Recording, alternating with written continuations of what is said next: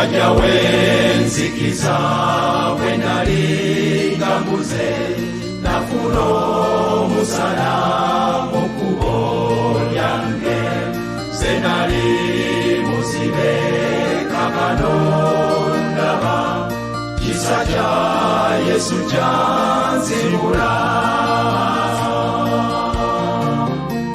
musana gwayaka mu kkubo lyange Robozi yewe yayogera nti Saulo lwakigwe onjiganya nengwa kulazi Yesu nemenyeka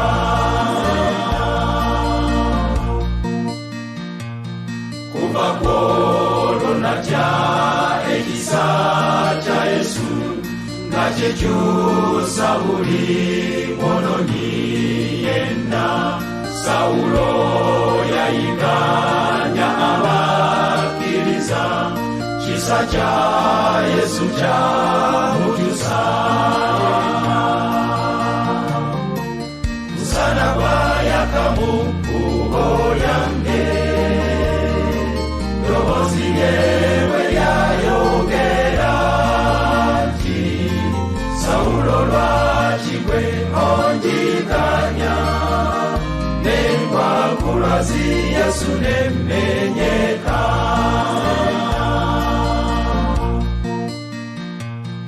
amanyi byokola nebyokisa gyali enzikiza wali eduka yonna kyewekweka ekisa kya Yesu kuba bulijjo dakikusangayo musana gwayaka mu kkubo lyange robozi yewe yayogera nti Saulo lwakigwe onjiganya nengwa kulazi Yesu nemenyeka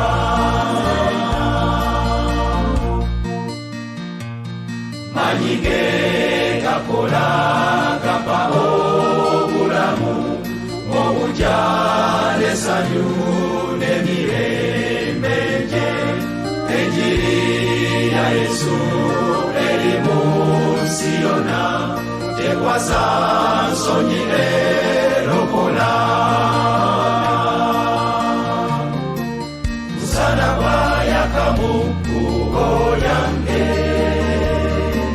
robozi yewe yayogera nti Saulo lwakigwe onjiganya nengwa kulazi Yesu nemenyeka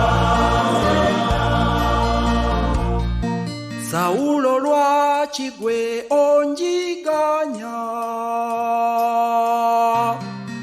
nengwa kulazi Yesu nemenyeka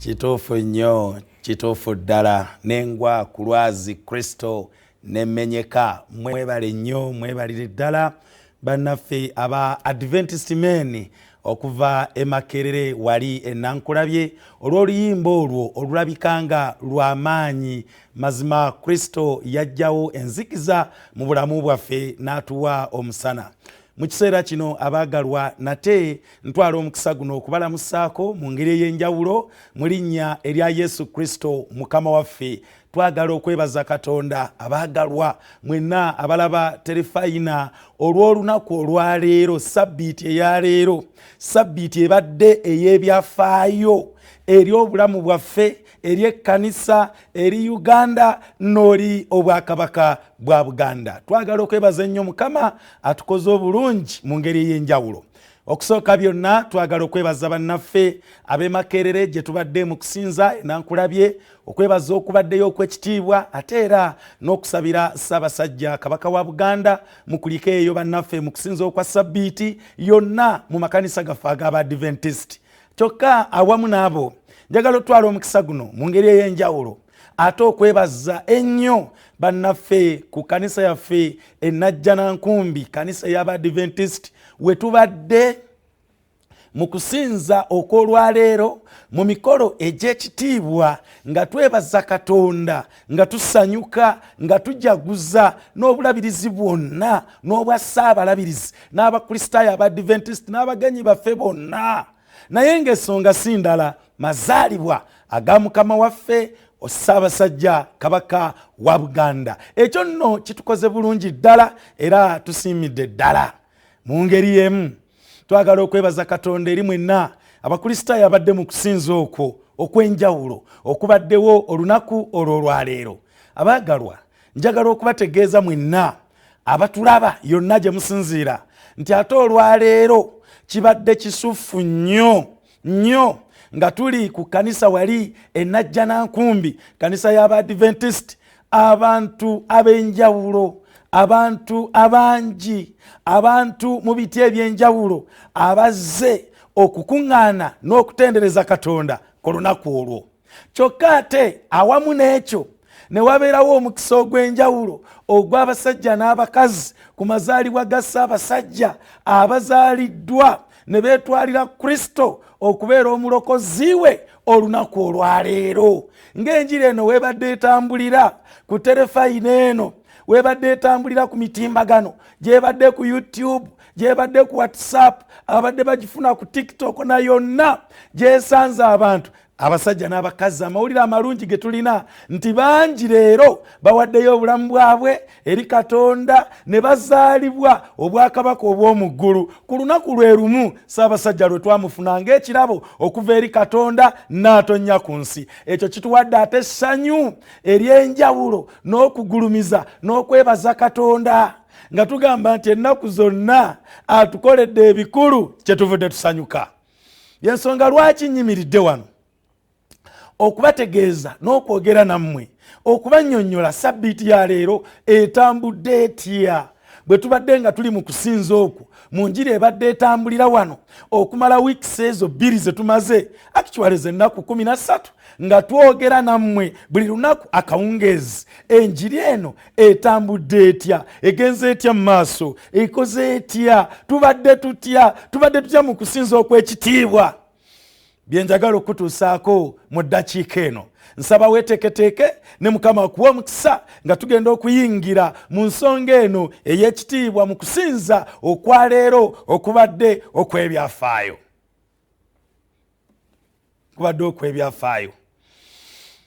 Bwe bukedde ku makya Mukama atusaasidde, bw'abantu ba Ssaabasajja Kabaka, Abakristaayo bonna Abadventist ne bakeera ku makya ne bambala engoye zaabwe bulungi ne bajja mu kusinza okw'ekitiibwa, kwe kusinza okw'olunaku olw'omusanvu nga we twaluyigako, ne bayingira ekkanisa ya Mukama waffe.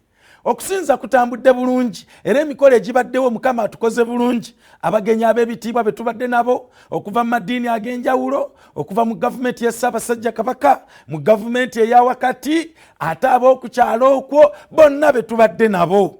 Mukama atukoze obulungi obutagambika olunaku olwaleero. Erinnya lye ligulumizibwe, litenderezebwe era liweebwe ekitiibwa. Naye ebimu ku birungi ebirala byatukoledde bwe budde obulungi bwatuwadde. Ku sabbiiti eno okuva ku makya ne watabeera nkuba, ne wabeera obudde obukkakkamu, akasana nga ka kipimo, abantu ne babeeraawo, ne babeera nga balamu, ne babeera mu ssanyu n'okujaguza. Ebyo byonna tubiyiseemu olunaku olwaleero. Ate Mukama n'atukolera ekyamagero ekirala leero lwennyini. Mikwano gyaffe abaagalwa, nga we mugenda okubalabaawo nga batwala Kristo okubeera omulokozi waabwe nga babatizibwa. Ekyo Mukama akitukoledde abaagalwa mu njiri eno nga weebadde etambula, era Mukama akikoze abantu bangi okuva mu bitundu byonna abazze nga we nabakoowodde ne bajja Najjanankumbi ku lunaku luno olw'amazaalibwa ate ne bafuna Kristo okubeera omulokozi waabwe. Ekyo kitukoledde ddala bulungi. Awo tubadde mu kkanisa yaffe nga tuli mu kufalaasira n'okutegeeza abantu bano kiki ekikola enjawulo wakati waabwe n'abo abatannaba kuzaalibwa Kristo omulundi ogwokubiri.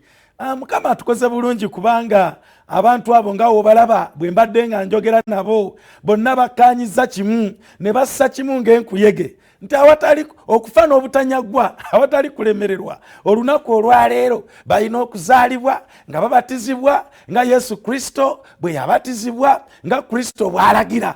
Twebaza ne bataata baffe bazze. Ekigambo kya TV eno kirina amaanyi kubanga kituuse wala. Ne bakadde baffe abajjidde ku miggo nabo ne bagamba luno teruntumirwa mwana, nabo ne bajja ne bayingirawo mu kubatizibwa okw'ekitiibwa, babadde balaba enjiri eno buli lunaku. Naffe kye tukoze kubaaniriza na kutendereza Katonda, ne bawanika emikono gyabwe nga bakkiriza batambulire ku kigambo nga bwe kibadde kiyigirizibwa, era ne bawaayo obulamu bwabwe mu kyo. Ate si abo bokka naye nga n'abalala babeegattako buli ssaawa. Abaagalwa, Mukama omukisa gwawadde olwaleero gwa njawulo. Olabye abasajja n'abakazi bwe basazeewo okutwala Kristo okubeera omulokozi waabwe nga bawanika emikono gyabwe mu bbanga. Omanyi bw'oba owaayo obulamu bwe eri Katonda owanika kasaale. Abavubuka ab'omulembe guno omutebi ne bayimirira ne bagamba ku lunaku luno olw'ekitiibwa tetuyinza n'akatono kulemwa, tetuyinza butazaalibwa kutwala Kristo ng'omulokozi waffe. Ate mwana wattu bazze bali smart mu ngeri ey'enjawulo. Ekyo ne tukyebaliza Katonda, ne bajja mu kyaki ya Mukama, ne bajja mu kusinza nga bali smart, nga beewaddeyo, nga bawombeefu, nga bakkakkamu. Mazima amaanyi g'enjiri ekyo kye gakola. Nga we tuzze tuyiga tugamba nti Pawulo enjiri bwe yamusisinkana yaleeta okukyuka mu bulamu bwe. Abo boolaba ku screen yo enjiri ebasisinkanye ne bajjajjaffe ne bajja n'amaanyi ag'enjiri ne gabatomera, nabo nga kye baagala kukyusa bulamu bwabwe beetwalire Kristo okubeera omulokozi waabwe. Mukama atukoledde ebikulu kyetuvudde tusanyuka olunaku olwaleero nga tuli mu kkanisa yaffe Najjanankumbi. Naffe tetukoze ensobi ne tubateekateeka ne tubasimbya layini okubatwala ku batirizo we bagenda okunnyikirwa mu mazzi amangi ng'ebigambo we byogera. Twagala okwebaza Katonda nti omusumba Noah Sekito atwala zooni eya South Kampala atukoze bulungi nnyo. Abantu bangi bonna abasazeewo okubatizibwa olwaleero abakuŋŋaanye bwe baatudde Kristo okubeera omulokozi waabwe ne bannyikibwa ne bavaayo mu mazzi. Okwennyikibwa okwo nno bannaaye Bayibuli bw'ekyo bw'egamba, ne Yesu bw'atyo bwe yabatizibwa. Kakati kino kitegeeza ki abaagalwa?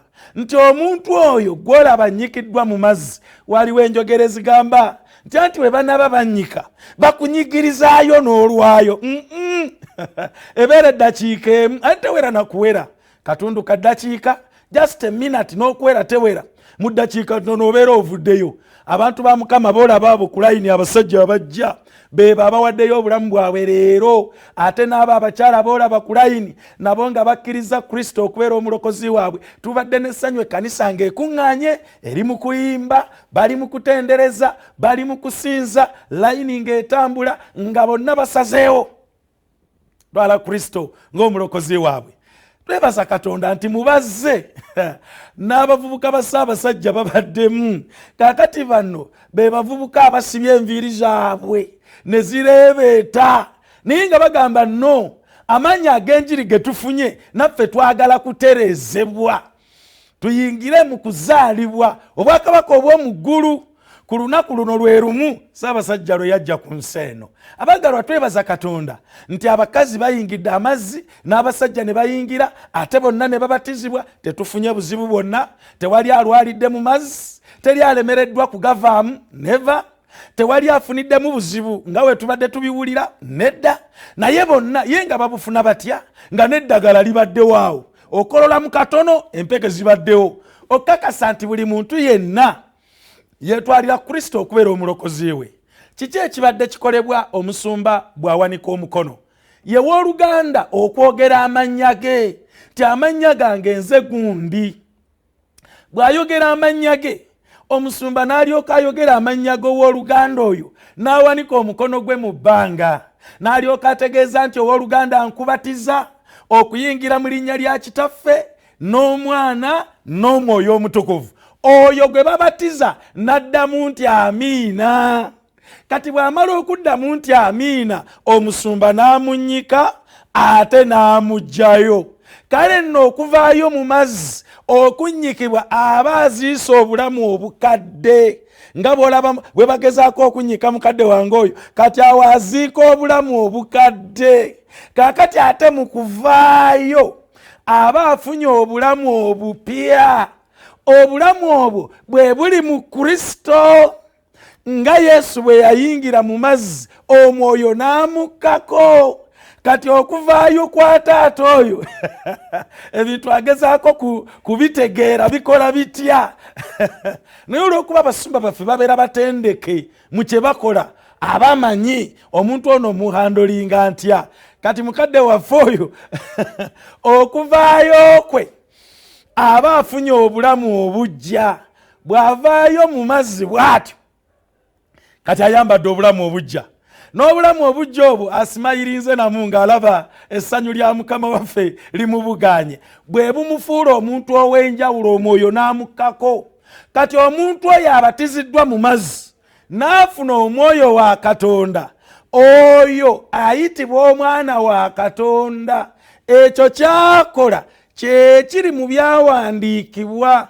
Yesu kyagamba mubabuulire, akkiriza n'annyikibwa alirokolebwa, naye atakkiriza. Kakati we nayise abo bonna ne basalawo okwanukulira nga babadde ku ntimbe zaabwe mu maka gaabwe, balaba enjiri eno etambula, ne bakkiriza Kristo okubeera omulokozi waabwe. Erinnya lya Mukama nga lyebazibwe nnyo. Erinnya lya Mukama nga ligulumizibwe. Ekibadde awo ekkanisa ng'eri mu kuyimba, eri mu kutendereza. Ekituwadde essanyu eddala nti emyaka gyonna mu sitayiro zonna gibaddewo.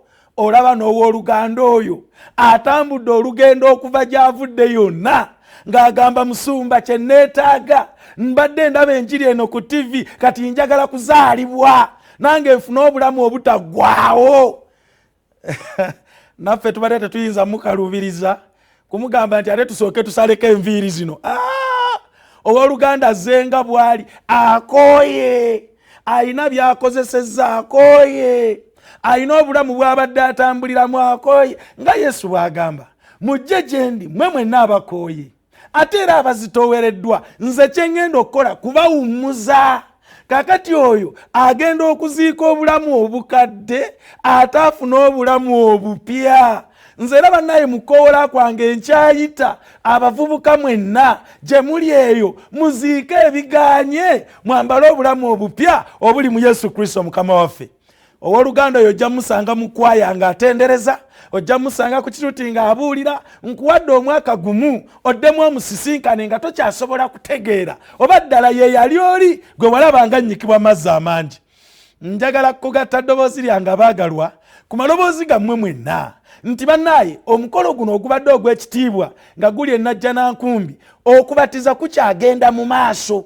Olw'ekyo muli baddembe okwongera okujja ne mubatizibwa. Mukama yeebazibwe kulw'ebifaananyi ebyo eby'enjawulo bye mulabye. Bwetyo bwe tutambudde, ebikumi n'ebikumi by'abantu bibatiziddwa olwaleero, ate mu sentazi zonna yonna gye babadde olumaze okujaguza wali ne babatizibwa ne batwala Kristo okubeera omulokozi waabwe. Waawo nga kyassanyu okufuna oluyimba olutendereza Katonda, tujagulize wamu nammwe mwenna nga twebaza olw'engeri eno ey'enjawulo ey'ekitiibwa ey'olunaku olwaleero olw'abasajja n'abakazi abazaaliddwa ne batwala Kristo okubeera omulokozi waabwe. Kyassanyu nnyo, kyakitiibwa nnyo, kyakwebaza nnyo, kyakusinza nnyo. Mwebale nnyo, mwebalire ddala mwenna abazze mu kusinza kwa leero era ne mubatizibwa ne mutwala Kristo okubeera omulokozi waabwe. Abaagalwa, waliwo ensonga eno enkulu gye njagala okubatuusaako mu ssaawa zino. Y'ensonga ey'okwebaza Katonda ku lw'abasajja n'abakazi abamaliridde ne bakola kyonna ne bateekamu ensimbi zaabwe omulimu guno gugende mu maaso.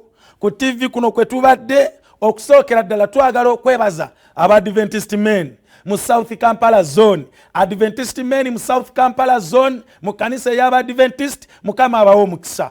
Mukoze bulungi nnyo ne muteekamu ensimbi, mukadde kiyimba ne group yo ne mukola omulimu ogw'enjawulo. Mukama asaba abampera omukisa. Omusumba Nuwa Sekitto, sebo twebazizza nnyo omusumba w'e Najjanankumbi, omusumba Kulumba, twagala okwebaza Katonda ku lw'abasumba bonna mu South Kampala zone, mutukoze bulungi.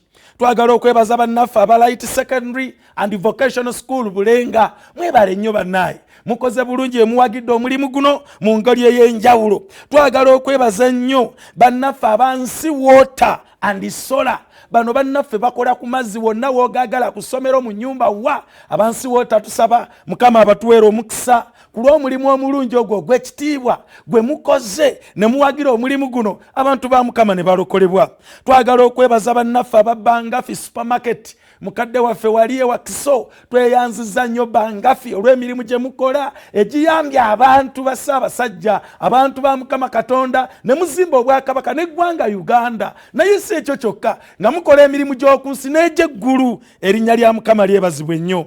Twagala okwebaza bannaffe aba Windsor Primary School. Mutukoze bulungi Windsor, Mukama abatuweera omukisa bwe muwagidde omulimu guno mu ngeri ey'ekitiibwa. Njagala okwebaza bannaffe aba Light Secondary School Katikamu. Wow! Mukama abatuweere nnyo omukisa aba Light Secondary Katikamu, mutukoze bulungi bwe muwagidde omulimu guno okuteekateeka eggwanga abantu okuzza obujja obulamu bwabwe. Twagala okwebaza bannaffe ab'Amaganjo Grain Millers. Mwebale nnyo bannaffe ab'Amaganjo, mutukoze bulungi nnyo okuzimba emibiri nga mutuwa emmere gye tulya, ate ne muzimba emibiri nga mutuwa emmere ey'omwoyo. Mukama tusaba abatuweera omukisa. Twagala okwebaza Katonda olwa Adventist in uniform. Bano bannaffe aba Adventist in uniform, aba forces naye nga ba Adventist, mutukoze bulungi nga mukola emirimu egy'okukuuma eggwanga naye ne mutakomaawo ne muwagira omulimu guno gugende mu maaso kubanga mwagala abantu babeere n'eddembe. Wow! Mukama tusaba abatuweera omukisa, mutukoze bulungi nnyo, Mukama abeere wamu nammwe. Njagala okwebaza abannajja Yanga Christian. Essomero lyaffe wali e Najjanankumbi, mutukoze bulungi nnyo, Mukama waffe yeebazibwe. Njagala okwebaza obulabirizi obwa Central Uganda Conference kubanga byonna ebigenze maaso bulabirizi. Mukadde waffe omulabirizi Samuel Kajoba, tweyanziza nnyo ssebo, otukoze bulungi awamu n'olukiiko lwonna olwaddika olw'obulabirizi, omuwandiisi w'obulabirizi, omuwanika w'obulabirizi. Tusaba Mukama abawe omukisa. Ate era munange omukadde Musisi siyinza kwerabira service z'okoze ez'obuweereza. Mukama waffe yeebazibwe okutambula kwe tutambudde okwa buli lunaku. Twagala okwebaza management ya BBS Telefina ne TV ez'enjawulo kubadde obubaka buno. Bannaffe mwebale nnyo, mwebalire ddala, tetuyinza butasiima Ssaabasajja Kabaka, obwakabaka bwa Buganda kubanga enjiri eno ebuuliddwa mu kitiibwa. Twagala okwebaza ennyo bannaffe abadde batukolako wano buli lunaku. Muganda wange Jeff, Mukama akumpeere nnyo omukisa kubanga otukoze bulungi. Bannyinaffe bonna, Ganda ffe abadde wano mu byuma okulaba nti buli kimu kitambula bulungi. Tweyanziza, tweyanzege, menye ki ndeke ki mu kwebaza kuno. Naye mu byonna abalabi baffe abaagalwa, yonna gye musinzidde tulaba tufunye amawulire okuva mu nsonda zonna ez'eggwanga Uganda n'ebweru w'eggwanga nga mwenna muli kuno mulaba obubaka ne musiima. Mukama tusaba abatuweere nnyo omukisa nnyo ku lw'omulimu ogwo, era tusaba mugende maaso nga mulaba enjiri eno. Kwegamba lwaki ngamba mugende maaso kubanga ekyaliwo etya enkya nnyinza obutabeera wano kwogera, naye ku YouTube channels, gamba BBS YouTube channel, bw'ogendayo enjiri eno ogenda gisangayo yonna okuva we yatandikira okutuuka olwaleero. Era tusaba Mukama abeere wamu nammwe, abatuweera omukisa nga mukola omulimu guno kuba Yesu Kristo Mukama waffe abeere wamu nammwe, abawa omukisa. Yonna mugendeyo mugisangeyo, teekamu musumba mpande. Mwe abatabatiziddwa mugende ku makanisa ag'enjawulo ag'aba Adventist wonna we gali, gwe genda bugenzi otuukewo enjiri eno ogenda kubanga ogisangayo. Mukama lwaki tatuwa mukisa? Mukama lwaki tabeera wamu naffe mu kiseera kino? Njagala Mukama abeere wamu nammwe, Mukama abampeera omukisa, Mukama ayongere okubateekateeka, mwongere okukola ekigambo kyekimu nga mutyuninga buli muntu ategeeza munne, buli muntu ategeeza munne, buli muntu ng'ategeeza munne. lwaki otegeeza munno ogenda mutegeeza otya ku WhatsApp ogenda tusangayo enjiri eno gyeri bwe genda ku YouTube nga wenkulagiridde ogenda kuba ogisangayo n'awalala kuba Yesu Kristo mukama waffe amina.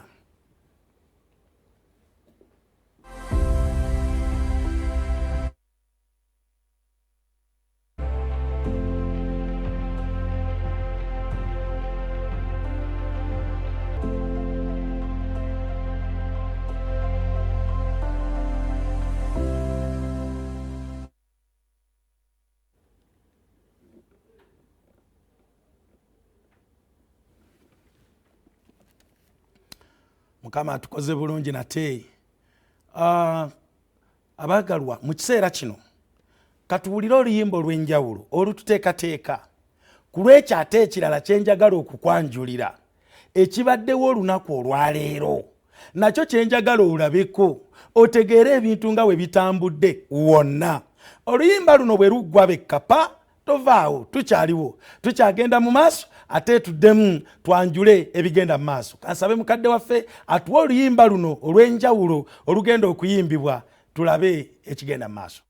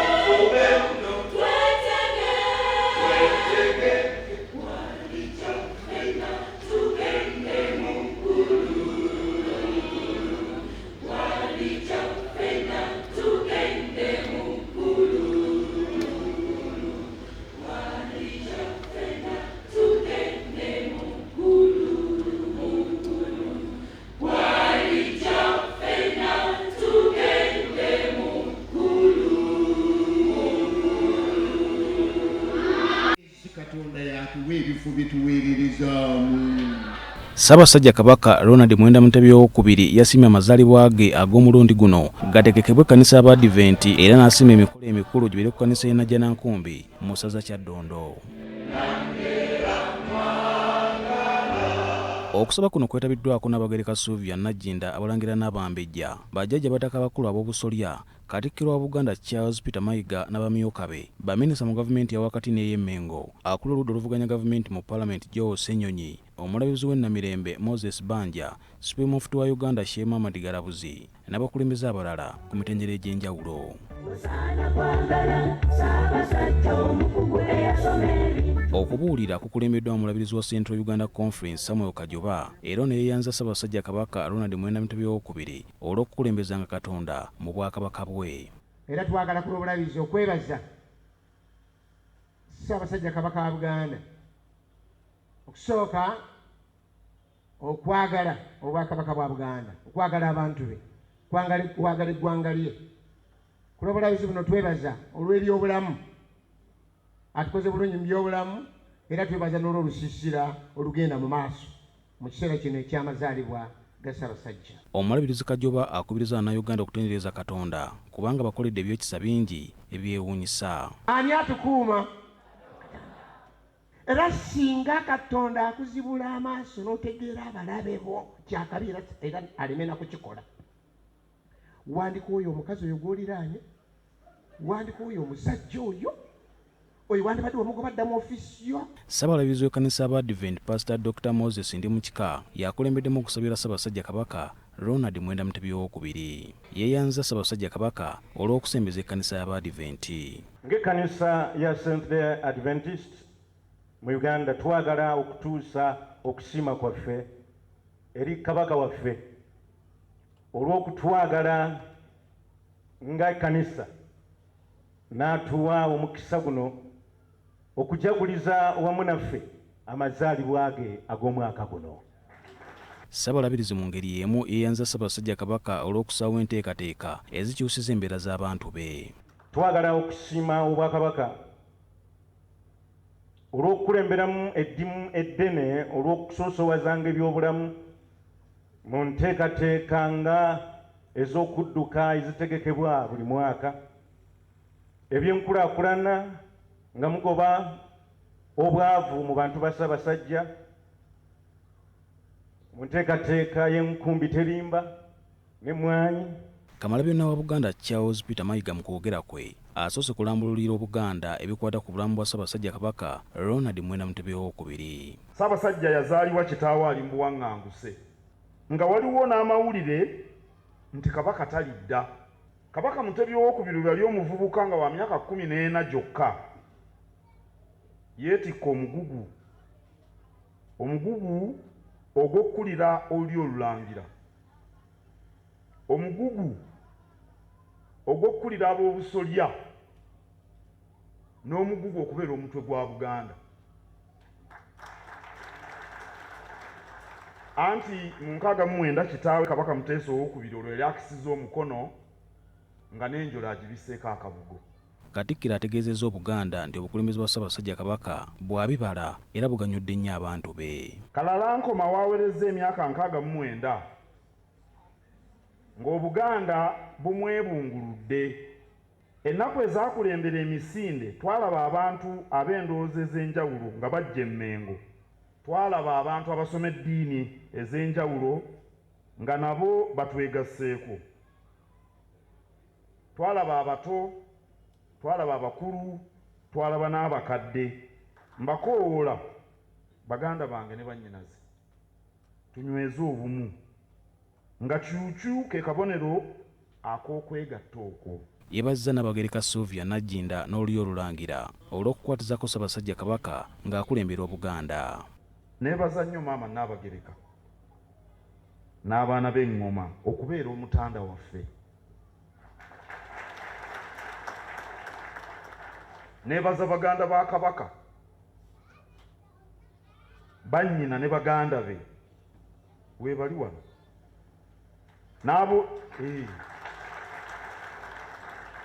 n'aboolyo Olulangira bonna twebaza olwa byonna bye mukola ebiyamba nnyinimu okutuukiriza obuvunaanyizibwa bwe. Ssaabasajja Kabaka Ronald Mwenda Mutebi II ab'ekkanisa y'Abadvent bamutonedde amakula okubadde ente 2, enkoko n'emmere.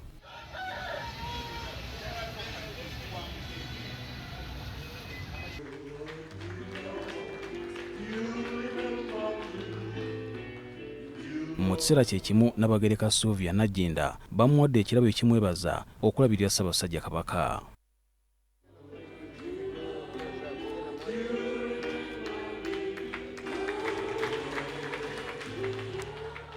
Wangala ayi Ssaabasajja Kabaka Magulu Nnyondo, Kyukyu Lukoma Nantawetwa, omuti ogubala ensimbi n'ebikomo, Lukoma Nantawetwa, Kalema Kansinjo Nnyanja Timanyiirwa, Nnyinimu Musota, Ronald Fredrick Kimera Mwenda Mutebi II.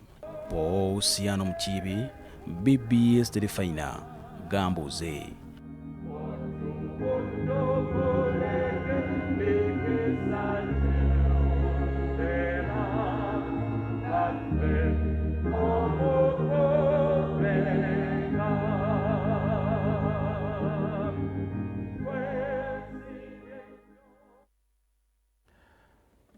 mu bufunze ebyo bye bibaddewo olunaku olwaleero mu kusinza okw'Abadiventi ku kkanisa yaffe ey'Ennajja Nankumbi.